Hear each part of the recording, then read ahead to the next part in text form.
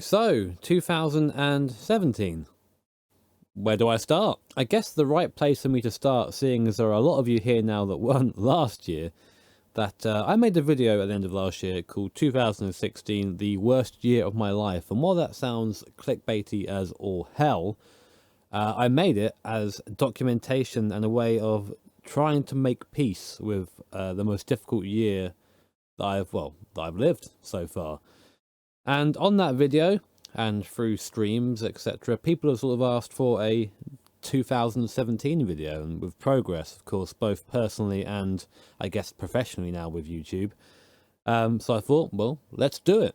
A little warning, however, this is not scripted at all. I'm doing this completely ad lib, so there might be bits where I cut it up to make it make sense. It won't be one big flowing speech, but yeah, hopefully you can forgive me for that. So the start of this year was where things started to sort of turn around, I guess, for me, both professionally and personally. I was still getting quite a lot of counselling at that point and on a lot of medication, but the medication seemed to have sort of got to a point where it was agreeing with me a bit more. I wasn't having all these sort of weird, horrendous mood swings, and when they did come, because I still had them every now and then, I should say, when they did come, they weren't as severe, and I had more of a handle on myself. On YouTube, my subscribers were sort of steadily rising. I think around this time last year, it was around 8,000 or so. I don't know the figure. It's around there. And I was sort of setting the goals like, right, okay, 2017 is going to be the year that I get to 10,000 subscribers. I'm going to do it. And that was my goal. And that really motivated me and drove me. The interesting thing to note is that 10,000 subscriber goal was really all I wanted from life at that point. I was I had sort of blinkers on. I was just focused on doing this one thing and one thing only. And I wasn't really sure of how I felt about doing that. On one side, it was nice to have one clear goal and have nothing else as a distraction. You know, I had no job at that point. I was making next to no money from YouTube, and I mean like maybe £50 every 3 months or something like that. And I was living off the government. And living off the government and living off benefits is something that, you know, when it's necessary, it's necessary. I'm not saying that like people who rely on it are bad people or anything like that at all, but it made me feel useless because I've always tried to be independent and tried to be on my own. And the idea of living at home in this shed at the bottom of the garden, where I still am, funnily enough, and living off the government made me feel pretty awful. So having a goal in mind, even a small one like getting a higher subscriber count on YouTube, it kept me motivated and kept me going. It kept me kept me sane. Before we got to 10,000 subscribers, quite before that actually, one of my subscribers, Mark, who's now a moderator of mine and admin on this server, suggested that we set up a Discord, which is basically a chat server for those who don't know. And I said, okay, I guess so. I mean, I'm not quite sure who's going to want to join it, but let's set it up anyway. We did. And I always try to pride myself as a YouTuber, man, stream, boy thing. Pride myself on being accessible and just being one of the lads, if that makes sense. I think it might. I really dislike these YouTubers that put themselves up on a pedestal. You know, they have like Patreon pages that say like, if you give me X amount of money, you can talk to me for 10 minutes. Like, no, that's always going to be free for me because I enjoy doing it and I'm not an asshole. Well, not all the time anyway. As of today, the 31st of December, that Discord server has over 1,200 members now. And it's been very special for me to be able to interact with that amount of people. And we all come together under a shared interest. You know, we all come together under racing. And having those people there to talk about that with, it's just lovely. And I'd say that if you're into sim racing and maybe you want to get into a community, then a bit biased, but my community is pretty rad. So come say hello and come get involved. We ended up actually getting to 10,000 subscribers about 9 months early by my goal. I think we got it in about March or so, March or April. Again, I can't remember the exact date. My memory still isn't fantastic. But that was massive for me. I remember when we sort of clicked over to it and the amount of like joy I felt of finally being able to complete a goal that I set out for myself. Because over the last couple of years, you know, it's been pretty dire for me. I've not been able to really do anything under my own steam. But to get to 10,000 subscribers and know that it's entirely because of my effort, that was a really big change for me mentally. That made me think, right, you can do this. No, you have just done it. You can continue to do this. You should be proud, you know. And I very rarely, part of being, or my illness anyway, or part of just my personality, is I have a very hard time allowing myself any sort of self-reward or acknowledgement of my own achievements. But then, like, I found, like, I felt pride and I felt happy for, like, and it was a small feeling. It was faint, but I felt it, and that was really important for me. And yeah, it was great. It's about at 10,000 subscribers that I thought maybe that I could do YouTube full time, and well, to say that would be a little bit incorrect, because I was already doing YouTube full time. I just wasn't getting paid for it, really. I was making videos, I was doing streaming, and wasn't really making any money from it. That's not what YouTube is about, of course. But when you well, for me anyway. But when you're looking at a job, you do have to look at those the money. You have to look at the numbers, and at that point, I wasn't making any money. But at 10,000, thought, right, okay, it's time to invest in myself. Time to be a little bit more, I don't know, kind to yourself and say that you are worth it. The channel is worth pursuing. Let's contact some companies. So I got my my email hat on. It's a very nice hat. And I emailed several companies, you know, tens of companies that deal with racing gear, some big, some small. No one really replied to me at all, and I thought, okay, that's fair enough. I'll just save up money and buy myself a new little wheel. At that point, I had a T500, and I liked that wheel. It was a good wheel. I won't get into it too much. That's not what this video is about. And I was basically planning to replace it with a TSPC racer and get some Fanatec pedals and some GT Omega rig, you know. And that was basically my goal. But yeah, this would be great, fantastic rig. I'm really into that. And then, shockingly to me, I get a response from Husingveld saying, yeah, sure, we can sponsor you. How about we send you some pedals? And I was like, oh, what? And I was completely blown away by that, because the pedals that Husingveld provide are, and I know they're sponsoring me, so maybe you don't believe me when I say this, they are the best pedals I've ever used, ever, on a sim rig. And I was just absolutely blown away that they wanted to invest this and sort of believe in me at that moment. So the back and forth was quite interesting then, because they said, okay, well, what rig do you have now? And I said, well, I have this awful play seat now, but I'm looking at getting a GT Omega rig. And the email response was basically, oh, the GT Omega rig won't really fit our pedals. We'll send you a rig as well. And I didn't know what to say. I mean, I went from the idea of having this small, I say small, it's still a fairly expensive rig with GT Omega stuff on it and, you know, bits and bobs, to having pretty much the dream rig in the space of 2 or 3 emails. I was completely blown away, and I have to say a massive thank you to Husingveld for believing in me, and I really hope that we can continue to work together, because it's, I don't know, it's been very special to have all this access to this and having this gear, having this rig. It makes sim racing even more immersive and even more fun, and I think in turns improves my content. So big shout out to Husingveld for being, I don't know, for being best bay and making me feel like I was actually worth, you know, this thing was worth doing, because you saw it, I guess, whatever it is, and it helped me to think, okay, maybe there's something here. As you can imagine, getting hold of a new rig and getting all this stuff together really motivated me to make content. I really wanted to show the world sim racing, you know, and that's always been my goal, is to spread sim racing. Look how fun this is, look how entertaining it is, look how challenging it is. All the things that I think racing is in real life, you can apply to sim racing. And it's always been the mission of my channel to try and do that. And with the OSW and with the pedals and with all this ridiculous rig, I felt like, right, now this is the best way to show people. Alongside making videos mainly about sim racing, I started to stream more as well. I used to stream quite a lot over on Twitch back in 2015 or so, but never really got anywhere. It was just more for fun then, and I started doing that on YouTube much with the same intention, just a little bit of fun, chill out in the evenings, play some computer games with a gamepad, and just, you know, just talk to the community, because that's one of the reasons why I love streaming. It's like I get to talk to all these really cool and really interesting people. I remember that we picked up Gran Turismo 2, which was a playthrough that I started again a long time ago, and then just sort of stopped because I got a little bit bored of it at that point.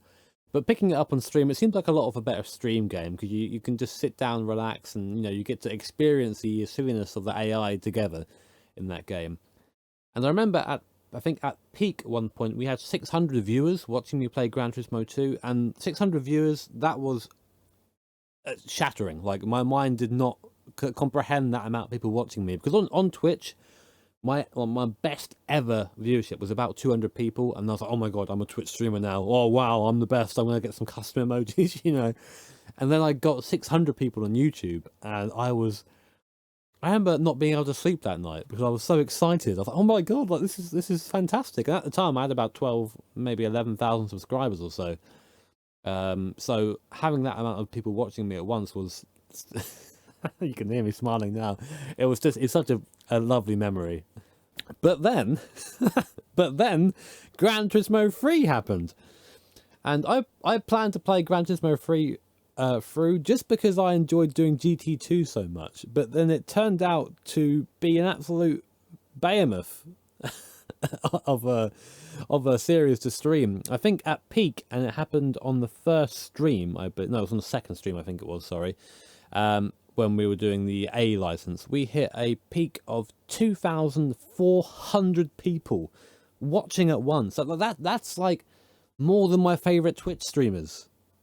And I had like 13 or 14,000 subscribers at that point. And I don't know what to say. I was still really ill at that point, funnily enough. So I would have a really awful day, and I'd sit there like, lamenting the fact that I live in a shed and feeling awful about myself, etc. Like I can't contribute to society. All the old thoughts coming back, and then I'd go on stream, and then all these people would want to talk to me.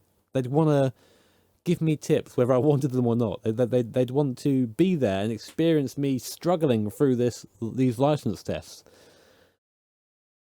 And I don't know, like, seeing those numbers come up, it was the same as before. I was dumbfounded. I just sat there. I remember I started actually hiding the viewer count because I didn't want to see it. It was making me nervous. It was making me sort of feel like I had to perform well. But in time, you learn to get around that, and you learn to not get as nervous. I still get a bit nervous on stream sometimes, but that's just part of it, I suppose.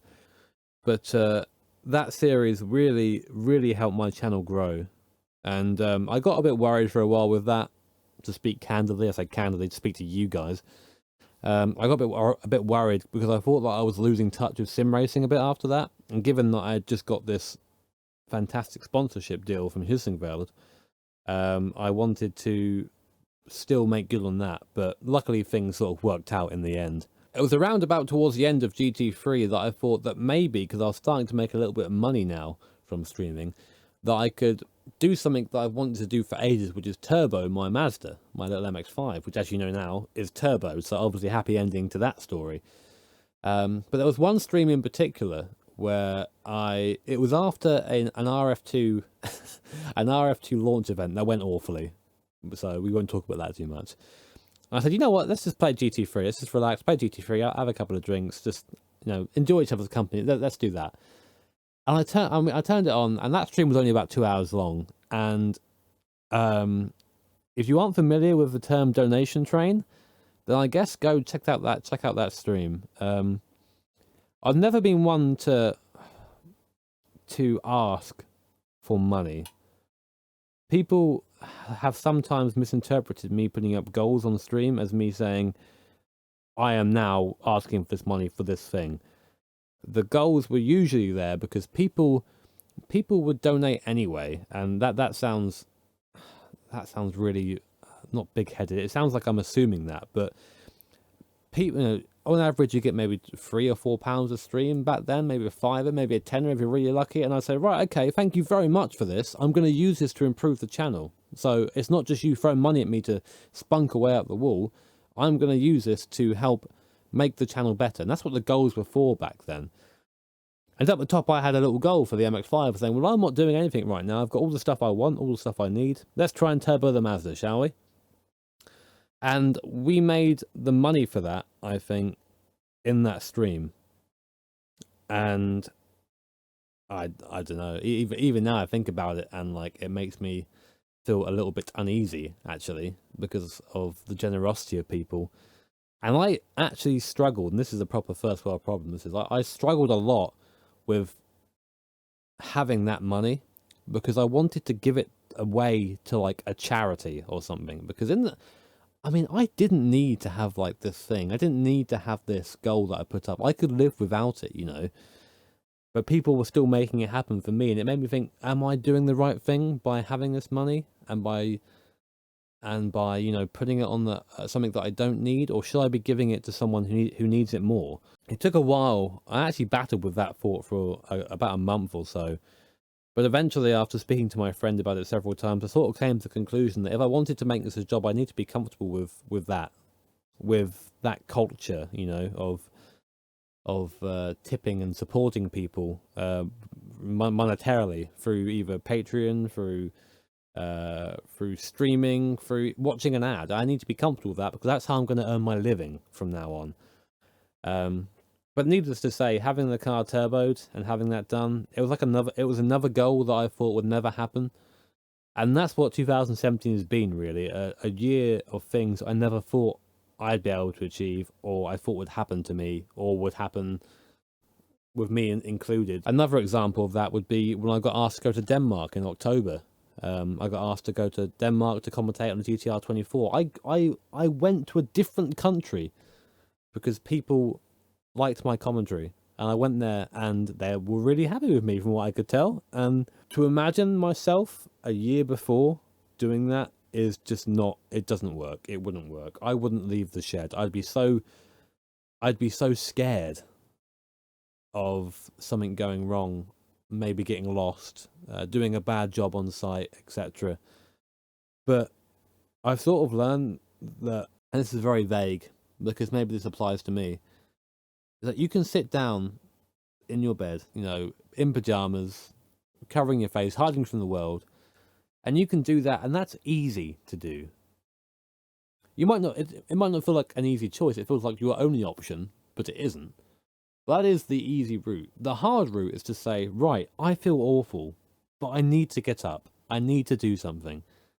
I need to speak to friends, speak to family, make a stupid video on YouTube about a super van with a bloody F1 engine in it, you know. That is the hardest thing, is to override your mind, which, to be honest, like, if you have some sort of mental illness, that is, your mind is capable of lying to you or distorting reality to something that it isn't. And you have to try and take a step back in that situation, and it's so difficult. I'm saying these things like they're fucking easy, then they're not, you know, they are extremely difficult, but you have to try and do it, otherwise you just don't progress. You stay where you are, and that's what happened to me. I stayed as a bum for for a year, you know, and I went, well, I'm going to try not to be a bum anymore because I'm running out, you know, my 20s are passing me by.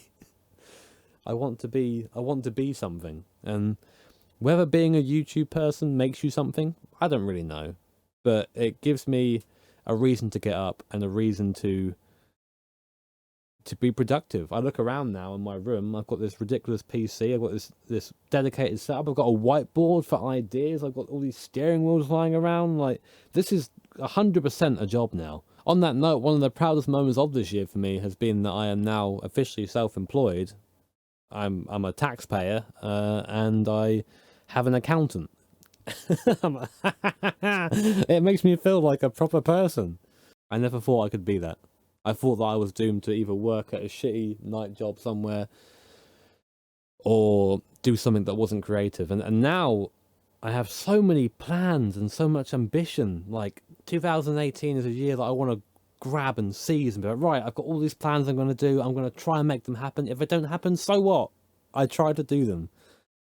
And having that drive and that will and want to actually go out and do these things makes me feel complete. Because before I was a shell.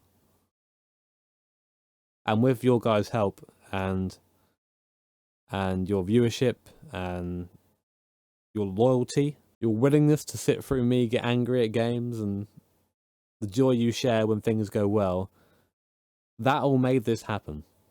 It's as much your achievement as it is mine. Because without you guys, I wouldn't have a job or purpose. So thank you. Now, if you had said to the Jimmy I described at the start of my 2016 video that the start of 2018 would be the most exciting part of his life so far, then he would just laugh in your face. At this point in time, I'm no longer going to therapy or counselling because I just don't need it anymore, or at this point anyway. I am not on any antidepressants whatsoever, no anti-anxieties, absolutely nothing.